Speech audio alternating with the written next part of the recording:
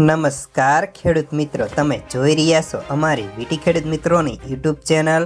તો મિત્રો, આજના આ વિડીયોની અંદર આજે આપણે કપાસના ભાવ કેવા રહ્યા, કપાસના બજારમાં આજે શું તેજી મંદી જોવા મળે, સાથે જ આગામી સમયમાં ભાવ કેવા રહેશે, સાથે જ માવઠાની અસર કપાસના બજાર ઉપર કેવી થઈ શકે અને ગુજરાતના તમામ માર્કેટના બજાર ભાવની સંપૂર્ણ અપડેટ જોવાના છીએ।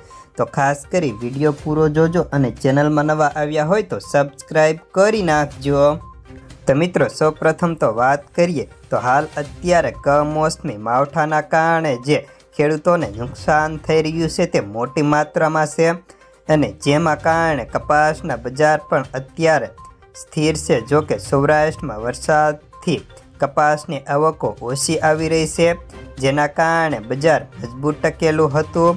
રૂ બજારમાં પણ બજારનો ટેકો હોવાના કારણે કપાસના ભાવ હાલ અત્યારે ટકેલા છે। જો કે ભાવની વાત કરીએ તો હાલ કપાસની હરાજી 1400થી ચાલુ થઈને જેવો કપાસ હોય તેવા ભાવ થાય છે। ઊંચામાં 1550થી 60 સુધી થાય છે, તો અમુક સેન્ટરોમાં સુપર કપાસના 1600 સુધીના પણ ભાવ થઈ જતા જોવા મળતા હતા। હવે આગામી સમયમાં કપાસની આવક કેવી રહેશે તેના ઉપર પણ બજારનો આધાર ગણી શકાય। હાલ રૂ બજારની વાત કરીએ તો અત્યારે રૂ બજારમાં સારો એવો સુધારાના કારણે બજારને ટેકો છે। હાલ રૂ બજારમાં 356 કિલો રૂના ભાવ હાલ ખાંડીમાં અત્યારે 52,700 રૂપિયા સુધીના બોલાતા હતા, જેમાં 50 રૂપિયાનો વધારો થયો હતો ને આગામી સમયમાં હજી પણ બજારમાં થોડો સુધારો આવી શકે તેવી ધારણા છે। કપાસિયા ખોળ વાયદામાં વાત કરીએ તો તેમાં ડિસેમ્બર વાયદો 44 વધી 2014ની સપાટી ઉપર પહોંચ્યો હતો, ત્યારે આગામી સમયમાં હજી પણ વાયદો વધવાની ધારણા છે, જેથી કપાસ બજારને ટેકો મળશે અને આ વર્ષે ટેકાના ભાવથી નીચે બજાર આવવાની શક્યતા ઓછી છે। જો કે આગામી સમયમાં ભાવ વધીને 1600 કે 1600 પ્લસ થવાની શક્યતાઓ ખૂબ જ વધારે દેખાઈ રહી છે।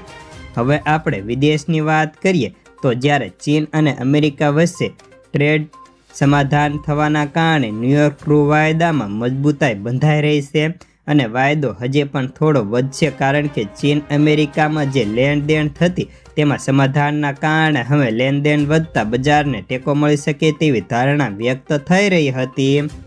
હવે આપણે વાયદા બજારોની વાત કરીએ તો MCX કોટન વાયદો આજે ખુલતાની સાથે 5% ઘટાડા સાથે વાયદો ખુલ્યો હતો અને વાયદો 53,072 રૂપિયાની સપાટી ઉપર બોલાયો હતો, જે એક વર્ષ પહેલાં 56,200ની સપાટી ઉપર હતો। સાથે જ ન્યૂયોર્ક કોટન વાયદાની વાત કરીએ તો તે 64.20 સેન્ટ, જે એક વર્ષ પહેલાં 70 સેન્ટે હતો। સાથે જ હવે આગામી સમયમાં વાયદા બજારની સ્થિતિ કેવી રહેશે તેના